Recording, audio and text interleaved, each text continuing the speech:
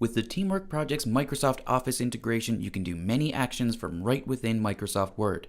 If you haven't already downloaded the Microsoft Office integration, then check out our tutorial on that before watching this video. So here we are in Microsoft Word, and if we want to use the Teamwork Project's integration, we can just go up here and select the Teamwork tab. And here you can see there's a range of things that we can do. So we can open Teamwork Projects, we can add a project, we can add a task list, add a task, upload the current file, we can log time, add a notebook, add a message, update our status, add a link, and we can even start a timer. So let's say that I want to add this document as a notebook in Teamwork Projects. So all we have to do is select Add Notebook here. And then in the Create a Notebook window, we just need to select our project. So I'll go with Company Newsletter A.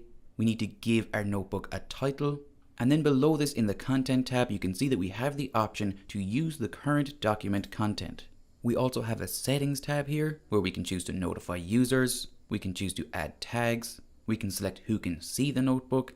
And we can add our notebook to a category. So for now, I'm just going to create our notebook in Teamwork Projects.